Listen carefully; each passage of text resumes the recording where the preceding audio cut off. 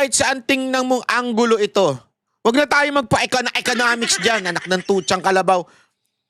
Talo talaga tayo. Anong klaseng negosyasyon yan?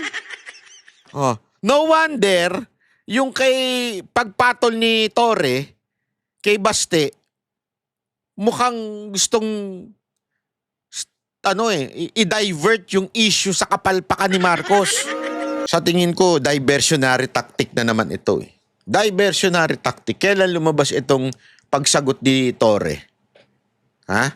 Kailan lumabas? Ngayon, kahapon lang. Sa bandang tanghali, I think. Or tanghali or hapon. O early in the afternoon.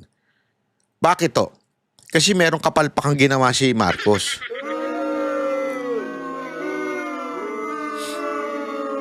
Sabi nga nung ibang mga political analysts, especially magagaling sa ekonomiya, para baga tayong binenta. Parang ganun eh. Yung ginawa ni Marcos na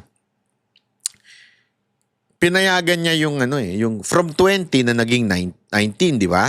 Oh, bumaba ng 1%. Parang totoo, di ba? Yan ang yan ang totoo eh. Bumaba daw ng 1%. Parang wow, accomplishment. Pero grabe ho, yung tayo naman, yung ating tariff sa kanila o yung parang tax natin pag nag-import tayo, zero. Mantakin mo luging-lugi eh. Sabi nga, kahit saan mong tignang anggulo ito, lugi. O ito, panoorin natin tong balitang to ha. Sa ibang balita, nagkausap na sa White House sa Amerika sina Pangulong Bongbong Marcos at US President Donald Trump. At may ulat on the spot si Sandra Aguinaldo live mula sa Washington, D.C. Sandra? Yes, Rafi, magandang tanghali sa inyo dyan at dito naman po ay 11:31 PM na at kanina pong 4:42 PM ay umalis na po dito si Pangulong Bongbong Marcos pabalik dyan sa Pilipinas. Ibig sabihin po, 4:42 AM dyan sa inyo nung siya umalis dito, pabalik na po sa Maynila at tinawag nga po niya na achievement o tagumpay yung naging resulta ng kanilang pag-uusap ni President Donald Trump ng Amerika kung saan napagkasunduan na mula 20% tariff ay magiging 19% yung taripa doon sa mga produkto ng Pilipinas na papasok dito sa Amerika. Narito po ang aking mainit na balita. Pagdating ni Pangulong Bongbong Marcos sa White House, sinalubong siya mismo ni US President Donald Trump. Dito natanong si Trump kung ano ang mensahe niya sa Pilipinas. Sir, your message to the people of the Philippines. Love them. You think you'll get a deal done today, sir? I think we will. Matapos ito, nag-meeting na ang mga lider ng Pilipinas at Amerika sa Oval Office, kasama ang ilang matataas na opisyal ng dalawang bansa. Matapos ang pulong, agad na nag-post si Trump sa kanyang social media na Truth Social at sinabing 19% na lang ang tariff ng Pilipinas imbes na 20%. Pero dagdag niya, mag-open market ang Pilipinas at zero o walang taripa ng Amerika sa mga produktong papasok sa Pilipinas. Kinumpirma naman ni Marcos ang sinabi ni Trump sabay paglilinaw na hindi naman sa lahat ng produkto kundi sa ilang sektor lamang mula sa Amerika. There were certain markets they were asked to be open that were presently not open. Yun po kasi ang problema. Maganda sana yung deal na inaano ni BBM kay Trump. Sabi niya, penset.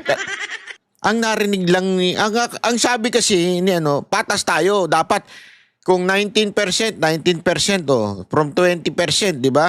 So ganun din ng taripang ibibigay namin sa inyo.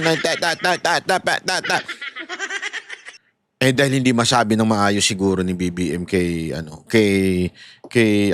Trump. Kaya tuloy sabi ni Trump 0%. Okay. Akala niya umuoo. Yung pala gumaganon. Akala niya So pumayag. Nagkapirmaan tuloy. Gago! Hindi, alam mo ito in art of negotiation, number one yan, you have to be clear. Hindi pwedeng mag-ano ka ng vague. Dapat yan eh. Kaya lang, kung ito ang padadala mo, vague lahat yan. Pantakin mo ito, padala mo sa negosasyon.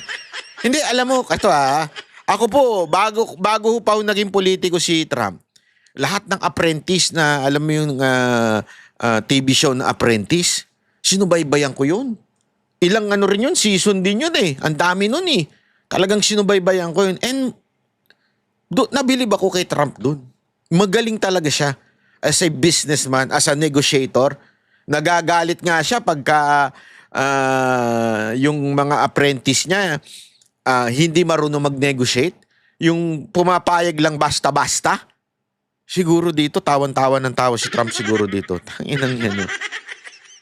Ang dali naman itong kanegosasyon. Walang ka-challenge. Hindi siguro sino sa inyo nakapanood ng Apprentice? Malupit si Trump makipag-negotiate. Kaya nga yung kanyang, di ba, alam nyo naman yan, mga taga-Amerika, na-bankrupt na si Trump noon. And yet nakabawi. And yet naging presidente pa. Ganyan kaano si Trump pagdating sa negosasyon. Paano siya makapag-negotiate sa tao. Isipin nyo ang pinadala ito. Wow, sakit sa ulo mo, Brad. The major areas that he said were automobiles, because we have a tariff on American automobiles. We will open that market. Lalakyan din daw ng Pilipinas ang pag-i-import ng ilang produkto mula sa Amerika. The other side of that is an increased importation from the United States for soy products, wheat products, and pharma. Actually, medicines, para makamura naman yung maging mas mura yung gamot natin. Tanong sa Pangulo, hindi kaya lugi ang Pilipinas dito? That's how negotiations go. Why it came up from 17 to 20 is an internal matter with the United States government. Ang pagbaba ng taripa para sa produkto ng Pilipinas na pumapasok sa Amerika, tinawag na achievement ni Marcos. We managed to bring down the 20% tariff rate for the Philippines to 19. Now, 1% might seem like a very small concession. However, when you put it in real terms, it is a significant achievement. Si Trump naman tinawag na beautiful visit ang pagpunta ni Marcos. Beautiful visit talaga. and we concluded our trade deal. Talagang beautiful visit yun. Mantakin mo pag tayo mag-i-export sa kanila, magiging from 20 naging 19. Tuwan-tuwa tayo, 19% na lang. Go, 19%, go. So 19% ang ipapataw na tax sa atin. Pero pag sila nagdala ng produkto dito, 0%. Abay, beautiful talaga kay Trump yun. Alam mo, hindi ko nga kung swerte talaga ang Amerika kay Trump at napakamalas talaga namin sa presidente namin. Pagtakin mo. Ano ba mangyayari dyan? Isipin mo to, ano ba mangyayari dyan? Simpleng-simple. Hihina talaga ang produkto natin. Kasi, mantakin mo kasi yung mga ini-import naman natin sa Amerika, hindi naman po talaga direkta sa Amerika yun eh. Maging iPhone nga, di ba? Dumadaan sa China yan eh. Pero syempre, American brand, 0% sila, di, ang laki ng kita nila, tayo, mababa. So, hindi nabibigyan ng opportunity yung mga manggagawa natin dito. Kasi ang mangyayari, puro tayo import. Sa bagay, sa import, ang panalo dyan, yung importer. Sinong panalo dyan? Yung mga nagbubulsa ng pera sa import. Diba? Yan ang panalo dyan. Naalala ninyo? Sa bigas at sa kung ano-anong produkto, dahil import tayo ng import, sino kumikita? Yung importer. At yung importer, alam naman natin, mga politiko, mga ilan dyan, at kumikita sila ngayon. Kasi, mas mababa ang kanilang mas kikita ngayon etong mga importer na ito kasi wala tayong tax, open tayo eh. O, madali, wala silang babayaran. O, isipin mo, yung mga produkto naman natin. O, halimbawa, yung dried mangoes, alam niyo yun, di ba? Ini-export natin yun. O, ang mahal ng babayaran natin, 19%. So, yung papatong doon, mababayad tayo na 19%. So, hindi natin natutulungan yung mga produkto natin. Aside from doon, malulugi pa mismo yung sa atin kasi yung kompetensya, mas mura na. Wala nang tax eh. So, ibig sabihin, halimbawa, imported products coming from the USA, same lang ng presyo ng Pilipinas, yung mga produkto sa Pilipinas, ano bibilin mo? Alam mo naman yung utak natin, naku, imported yan, mas masarap yan, mas maganda yan, imported. Siyempre, bibilin mo ngayon yung imported. Papatayin mo ngayon yung mga negosyante natin dito, yung mga farmers natin, yung mga gumagawa ng produkto sa atin, papatayin mo ngayon. Akala ko ba, ang pangako mo nun sa atin, food security. Hindi pala. Diba? So, mas lalong papatayin yung mga negosyo sa Pilipinas, yung mga nagpo-produce mula sa Pilipinas. Ganong katindi yan, mga kababayan. Kawawa. At ito ang matindi dyan, ha? Akala natin, tayo po ay naka-success. Sabi nga dito, success daw itong ginawa ni Marcos. May papakita ko sa inyo. Anong success? Ito ha, nung April, ito po yan eh. Announcement po ito ni Trump noon eh. April 7, publication date April 7. Nung April 7, magkano ang Philippines? Yung taripa na ibinigay sa atin, 17%.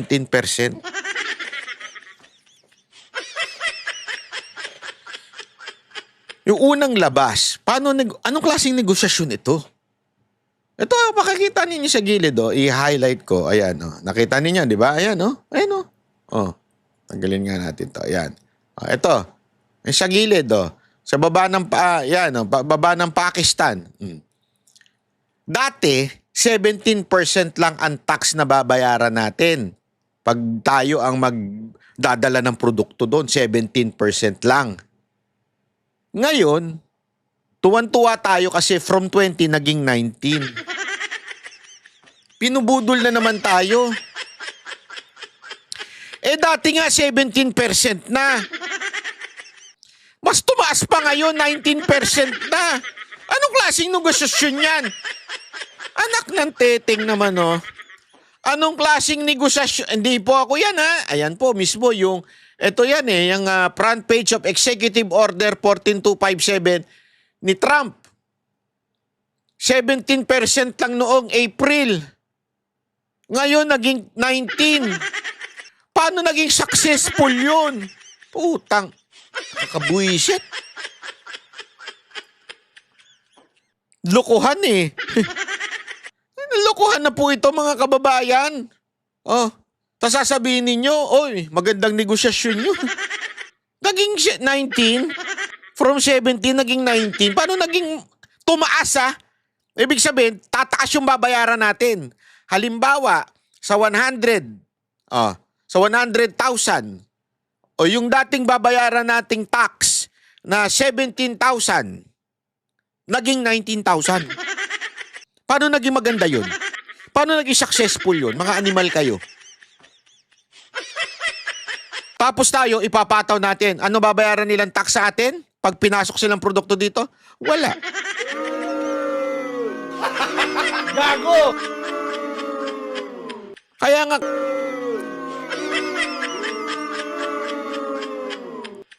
Eto, tingnan ninyo yung reaction ng mga senador kahit nga mga kaalyado niya iba na. Tila sobrang deado ang mga Pilipino. Ito ang hinaing ni Senador J.V. Ejercito sa napagkasunduang taripa sa pagitan ng Estados Unidos at Pilipinas, kung saan 19% na taripa ang ipapataw sa mga produkto ng Pilipinas na ipapasok sa United States, habang open market o 0% ang taripa sa US products na aangkatin sa bansa. Ayon kay Senador J.V., akala nito ay Little Brown Brothers ang turing ng mga Amerikano sa mga Pilipino. Ngunit Alam mo, tama yan eh. Akala ko ba, brother? Alam mo, JB, Senator hindi talaga ever tayong tinuring na brother ng Amerika. Kulang na lang halikan natin ng mga puwit niyan para magkabisa eh. Hindi, totoo naman yun mga kababayan. Para tayo, pumunta kayo ako, may visa ako ng Amerika, wag naman sanang tanggalin. Pero talaga para makakuha ka ng visa, talagang kailangan mong sumunod sa lahat ng iuutos nila, pumila, talagang lahat. Grabe ang, hindi katulad dun sa iba, wala nga na-appearance na eh. Hindi pa tayo brother nun Dito talagang kailangan kang pumila, kailangan ka talagang magtiyaga, maglakad. Kasi bakit ka maglalakad? Kasi walang cellphone dyan eh. So yung parking mo, alayo-layo, so iiwan mo cellphone mo doon, di ba? O hindi ka pwede magpasundo. So kung kahit may driver ka, hindi ka pwede, as in lakad ang aabot mo dyan. Walang mayaman mahirap dyan. Pantay-pantay pagpasok sa embassy ng Amerika. Ganun tayong ituring ng Amerika, pero brother ang tawag doon? Ay, pambihira. Yan ba ang brother? Hindi ko magets na yan ang brother Tama ka dyan, sir Parang bakit tila laging naiisahan sa mga ganitong usapan? Correct, naiisahan talaga yung perfect term. Kanya tila laging naiisahan ng mga Pinoy sa mga ganitong usapan. Aniya, sana ay gawing patas man lang kung tunay nakakampi ang tingin sa Pilipinas. Sinabi naman ni Senador Amy Marcos na kailangan pa niyang makita at mabasa ang buong kasunduan. Ngunit ayon sa presidential sister, kahit sinong tanungin, eksperto man o karaniwang tao, ang 19% na taripa para sa Pilipinas habang zero tariff sa US ay walang dudang hindi ito panalo para sa Pilipinas. Para naman kay Senador Panfilo Ping Lacson, ang mga naturang taripa ay hindi pinakapatas na kasunduan sa pagitan ng dalawang matagal ng magkaibigan o magkaalyadong bansa. Dagdag pa ni Lacson, ito ang pinakamalaking insulto ng isang host na bansa sa bisita nito at panahonaan niya para... Mga kaalyado yan pero may isang sip-sip lang. Hindi, may isang sumisip-sip Tingnan nyo. Tingnan ng Pilipinas ang ibang trade partners. Sa kabila nito, kinukonsidera pa rin ni Senador Vicente Soto III ang biyahe ni Pangulong Ferdinand Marcos Jr. na most fruitful o pinakamabunga at produktibong pagbisita ng presidente. Asher Kadap. So yun. Siyempre si Soto, kailangan niya maging Senate President. Alam naman natin, napaka-importante ng basbas ni Marcos kung sino magiging Senate President. So, hindi makontra ngayon ni Soto. Ano sabi ni Soto? Successful. Sorry Senator Soto idol kita dati. Dami mong magagandang ginagawa sa Senado, pero bakit nag-iba ka na ngayon? Parang nagbago ka na ngayon Iba na yung yung datingan mo ngayon. Paano naging successful yan, sir? Wala ata makakapagsabing successful yung ganyang klaseng negosasyon. Luging-lugi tayo. Sir, ba't ganun kayo? Ano ba yan? Bumaba tuloy yung tingin ko sa inyo niyan Hindi totoo Bakit naging ganun? Wag naman. Hindi naman tama po yan, sir. Pan Junior UNTV News and Rescue, Diyos ang aming sandigan, serbisyo publiko ang aming pinahalagahan. Grabe, no? Hindi, alam mo, ito Maraming ang haka-haka kung bakit naging ganito ito. Maraming bulong-bulungan. Para daw tayong talagang hinawakan sa liig ng Amerika. Pero bakit? Ang dami tuloy haka-haka. Bakit ganun? 'Di ba? Dati nga ang haka-haka diyan is baka siguro may deal si Marcos na yung mga utang nila sa Amerika, di umano ay mapatawad na yung kasalanan nila sa Amerika, di ba? Alam naman natin yung nangyari sa kasaysayan, di ba? Baka ganun ang deal. Ngayon, mas lalo na. Alam naman po natin, di ba? Kasi, kung ikaw ay nasa tamang pag-iisip, from 17% naging 19%, lugi tayo doon. Yeah? Tumaas lalo yung babayaran natin.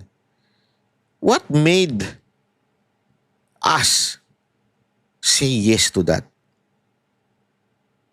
Isang tanong tuloy ng mga ilang kababayan natin at saka mga eksperto, may kinaugnayan ba ito sa kinasangkutan allegedly ng kanyang asawa doon sa pagkamatay ni Tantoco? Yun ngayon ang tanong ng taong bayan. Diba? Kaya ba tayo nagpalugi at kaya ba tayo hawak sa kamay ng Amerika is dahil meron tayong need na pabor? And maybe, yun sa tanong ng iba ito sinasabi ng iba, hindi kaya baka o di umano ay dahil doon sa cover up na nagaganap? Yun ang tanong ngayon Cover up ba ang dahilan? Kaming bahala doon sa kaso. Kami nang bahala dyan. Kaya naming ilusot si First Lady dyan sa issue na yan. Basta ito ang aming tasa natin lalo.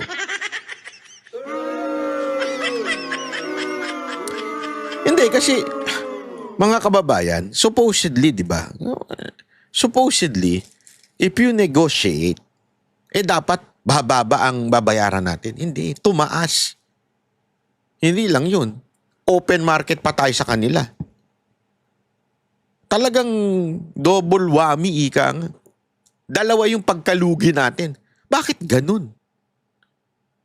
Kaya tuloy mga kababayan natin ang tanong, dahil ba ito doon sa alleged involvement ni First Lady doon sa Tantoco's pagkamatay death ni Tantoco? Yan ang tanong ng taong bayan ngayon. Ito ba'y may kinaugnayan doon sa alleged na kasama si First Lady? Di umano? Di ba? Ito ba? Ito na ba ang kapalit nun? Hindi. Sa tingin ninyo? Komento kayo dyan sa baba. Ito na ba yung kapalit nun? Di ba? Anak naman ng wewe. Oo. Kawawa naman tayo. Kawawa naman po tayo kung sakasakaling ganyan ang talagang magiging siste niyan. It's so sad. Para tayong, sabi nga nila, pasensya na sa term, pero ito ang tunay, ito ang talagang term na dapat gamitin yan. Hawak ba tayo sa bayag ng Amerika? Ako, kung pahawak yung bayag ko sa Amerika. Sa Russian, biro lang. Gago! Hindi, yun ang tanong ngayon ng mga Pilipino Ganun na ba? Ganun na ba ang system ngayon? So, anything na hingin ngayon ng Amerika sa atin, kasi hindi lang ito dadagdagan pa daw yung EDCA sites. Ano palusot? Dahil daw sa mga nangyayaring bagyo, ayun na naman yung Hindi nga natin nakikita yung sinabi nila noon na tutulong itong EDCA sites o gagamitin ang mga eroplano ng Amerika, etong mga sundalo, tutulong sa disaster na nangyayari sa Pilipinas. Pero itong negosasyon na ito, dadagdagan pa daw. So, bakit ganun? Lokohan na wala nang nangyayari, lokohan pa. Wala nang nangyayari doon sa unang EDCA sites, dadagdagan pa. Anak naman ng tutsa yan, Ano ba? Talaga bang bubudulin tayo paulit-ulit? Bakit talagang tila hawak na tayo sa bayag ng Amerika? Tapos ang tahimik na mga pinklawan, Ang tahimik na mga aktivistang mga ulul na mga terorista. Dati, pag ganito, mga tuta ng Amerikano, tuta ng Amerikano, tuta ng kano, ganun. Ngayon, wala. Grabe, pera-pera na lang talaga ang usapan ngayon, Sa bagay, kung gusto silang tanggalan ng ng budget, wala mangyayari, di ba? Kawawa. Nang ano. Sana lang po kawawa naman po tayo mga Pilipino kung ganito ang mangyayari sa atin.